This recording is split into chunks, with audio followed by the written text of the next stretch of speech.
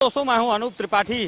JK24x7 news के special programme 2024 की तैयारी कौन पड़ेगा किस पर भारी, ये जानने के लिए हम पहुंचे हैं उत्तर प्रदेश की राजधानी लखनऊ के अमीनाबाद बाजार में। सबसे मशहूर लखनऊ का बाजार है अमीनाबाद, और यहाँ पर सिर्फ लखनऊ ही नहीं बल्कि प्रदेश भर से लोग आते हैं खरीदारी करने के लिए। जब भी लखनऊ आते हैं, शायद आपने भी लखनऊ के अमीनाबाद बाजार का नाम सुना हो। अमीनाबाद के तमाम लोग, लखनऊ के तमाम लोग हमारे साथ हैं। हम जिनसे बात करेंगे और ये समझेंगे कि 2024 का कैसा माहौल है और उत्तर प्रदेश के लिहाज से क्या स्थिति है, यहाँ पर कौन किस पर भारी पड़ता हुआ दिखाई दे रहा है। सर, क्या नाम है आपका? राजेश कुमार गुप्ता। राजेश जी, क्या लग रहा है आपको 2024 में कैसा माहौल उत्तर प्रदेश में रहने वाला है? उत्तर प्रदेश में तो सिवाय बीजेपी के और कुछ आने ही वाला नहीं है। कोई विकल्प ही नहीं है किसी के पास, और जो कार्य इनके हैं वो भी बहुत बढ़िया है। तो इसलिए जो है 24 में जो है एक ही है। अब विपक्ष तो बड़ा विरोध कर रहा है, अखिलेश यादव तो तमाम आरोप लगा रहे हैं, कैसे देखते हैं आप? अरे आरोप तो लगाने ने लगा ही करते, उससे क्या लेना देना है। जो जनता चाहती है होता तो वही है ना। कानून व्यवस्था पर कितना आप खुश हैं, कितना संतुष्ट हैं? पिछले 5-6 सालों में जब से योगी आदित्यनाथ आए, उसके पहले और अब में कितना अंतर देख रहे हैं आप? जमीन और आसमान का अंतर है। अब लोग सुरक्षित हैं, लड़कियां सुरक्षित हैं, महिलाएं सुरक्षित हैं। कोई भी डकैती है या उसके ऊपर हम लोग जो है बिल्कुल निश्चित। व्यापारी हमारा सबसे ज़्यादा खुश है कानून व्यवस्था के लिए। कानून व्यवस्था के लिहाज से लोग संतुष्ट हैं। क्या नाम है? आप आइए। क्या नाम है आपका? मोहम्मद यूसुफ जी। मोहम्मद यूसुफ जी, क्या कहेंगे उत्तर प्रदेश का माहौल 2024 के लिहाज से कैसा है? क्या लग रहा है आपको? मोदी जी आएंगे और कौन आएंगे। योगी जी से आप खुश हैं? मोदी जी से खुश हैं? कोई सी बात नहीं। कौन से अच्छे? महंगाई सस्ताई तो होती रहती है, कोई भी सरकार बैठे महंगाई भी रहती है, सस्ता भी हो जाता है, सही चलता है माहौल। कमाई के हिसाब से होता है। पहले 1 रुपये की कीमत थी, अब 100 रुपये की कीमत है, तो लगे रहता है।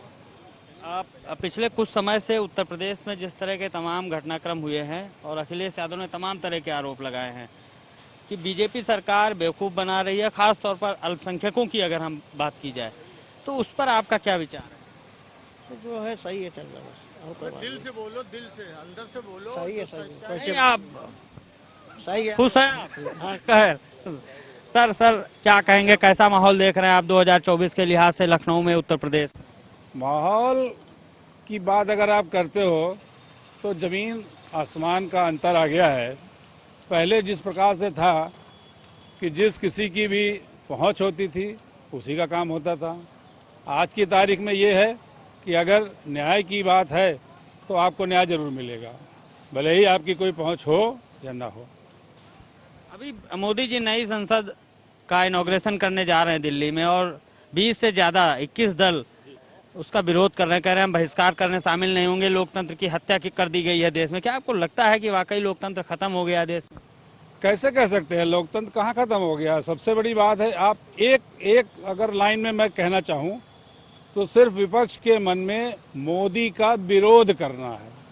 कोई भी काम वो करे उसका विरोध करना है, उसमें उसको कोई। और रही बात ये कि जितनी भी बातें उन्होंने संवैधानिक करी हैं, अपने गिरेबान में झांक के देखा होता तो शायद उनको ये समझ में आता कि कभी उन्होंने संवैधानिक कार्य किया ही नहीं। चाहे वो सोनिया गांधी के उद्घाटन को लेकर के कहते हो कि अब वो कहते हैं वो संवैधानिक पद है, ये उन्हें पता ही नहीं है कि संवैधानिक कब होता है और कब नहीं होता है। इसी प्रकार से जो अब वो एक कथा आपने सुनी होगी, चोर चोर मौसेरे भाई, तो सारे जितने चोर थे वो मिलकर के एक हो रहे। क्यों? सबका मुद्दा एक कि क्या मोदी का विरोध करो, कोई बात हो या ना हो। आप जब वो ये बात कहते हैं मोदी की, अभी मैं ऑस्ट्रेलिया होकर के आया हूँ, अभी मैं ऑस्ट्रेलिया होकर के आया हूँ। अगर आपको वाकया में लोकतंत्र देखना है, लोकतंत्र की आत्मा देखनी है, तो आप वहाँ का चित्रण देखिए कि किस प्रकार से पूरा पक्ष विपक्ष, पूर्व के प्रधानमंत्री सारे के सारे साथ होकर के। क्यों? क्योंकि उनका एक उद्देश्य है, अगर कोई सम्मान समारोह हो रहा है सब मिल के उसका सम्मान करेंगे। यहाँ क्या है कि नहीं साहब, यही जब संसद भवन बनने को था तब इन्होंने सबसे ज़्यादा विरोध किया था। कारण शायद सबको पता है इस बात का क्योंकि उससे जो नहीं बना था जब, उसका सबसे ज़्यादा फायदा किस पक्ष को हो रहा था। अब जब जाहिर सी बात है कि जब किसी के आमदनी पर जो है चोट हो रही जो गैर वाजिब है, तो तकलीफ तो उसे होगी, चिल्लाएगा है ही। बिल्कुल, शुक्रिया सर, बहुत अच्छी बात की है कि सब लोग मिलके ऐसा कर रहे हैं। क्या कहेंगे सर आप?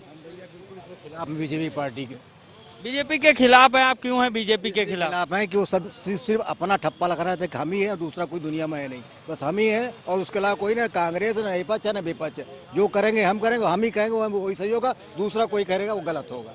दूसरा जो पीछे कराया वो भी गलत था और आज जो करेगा वो भी गलत। बीजेपी वाले कहते हैं हमने जो किया सबसे अच्छा किया, जो पीछे उन्होंने कर दिया है, कांग्रेस ने जो पीछे किया, वो दुनिया में कोई ताकत कोई पार्टी में ऐसी हिंदुस्तान के अंदर नहीं बन पाई, कर नहीं पाएगी। उन्होंने यहाँ से लेकर यहाँ तक बनाया है। मोदी जी ने अच्छे काम नहीं किए 2014 के बाद? बिल्कुल नहीं, कुछ भी नहीं किया ना, सब अपना पोपो बंडा बनाते कि हम ये है हम वो है, फलाना ढमकाना और कुछ नहीं, उसके अलावा कुछ जानते ही नहीं। वो सिर्फ अपना लेबल लगाना था कि मैं हूँ यहाँ पे, जबकि हिंदुस्तान को जो है आज़ादी से लेकर अभी तक जितनी गले उत्तर प्रदेश में 2024 कैसा रहने वाला है, क्या कहेंगे आप? 24 में तो जो है टक्कर देंगे बीजेपी को, जो है सिर्फ अखिलेश यादव देंगे टक्कर। कांग्रेस तो यहाँ बिल्कुल गायब है, लेकिन लोकसभा की जो सीटें आ रही वो हिंदुस्तान में इसमें सरकार इसकी बदलनी चाहिए। बीजेपी बिल्कुल जाए या नहीं चाहिए उसको, बीजेपी को टक्कर होगी? बिल्कुल टक्कर होगी, जबरदस्त टक्कर होगी।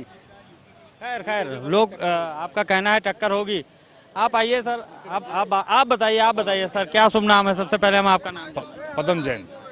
जैन साहब, क्या लग रहा है आपको उत्तर प्रदेश कैसा रहने वाला है 2024 के लिहाज से? बहुत सुंदर व्यवस्था है। 24 में एक तरफा है, 75 से 80 सीटें आनी है। एक भाई साहब कह रहे थे कि ये सब प्रोपोगंडा बनाती है बीजेपी और बीजेपी के नेता, जमीन पे ऐसा नहीं है। हमने प्रत्यक्ष प्रमाणम। क्या अखिलेश यादव यूपी में कुछ टक्कर दे पाएंगे? कोई विशेष नहीं, ऐसा कुछ नहीं है।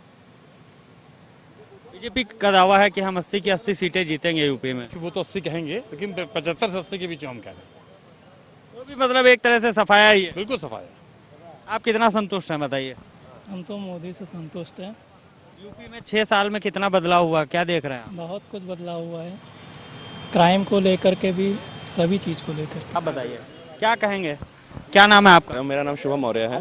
मौर्य जी, हम अगर 2024 के लिहाज से देखते हैं उत्तर प्रदेश, तो कितना बदलाव आप देख रहे हैं पिछले कुछ सालों में, और क्या वाकई आपको लगता है कि 2024 में एक बार फिर बीजेपी यहाँ से जीत हासिल करने वाली है? जी ज़रूर, बहुत ही प्रचंड बहुमत से ही भारतीय जनता पार्टी यूपी में फिर से वापस आएगी और अधिकतर वोट मिलेंगे। और पुरानी सरकार को देखा जाए और नई सरकार में देखा जाए, बहुत ही फ़र्क है। बहुत ही ज़्यादा नवनिर्माण हुए हैं, चाहे वो मजनू गैंग हो, एंटी मजनू गैंग हो, महिलाएं सुरक्षित हैं, हमारी बहु बेटियाँ सुरक्षित हैं, व्यापारी सुरक्षित है।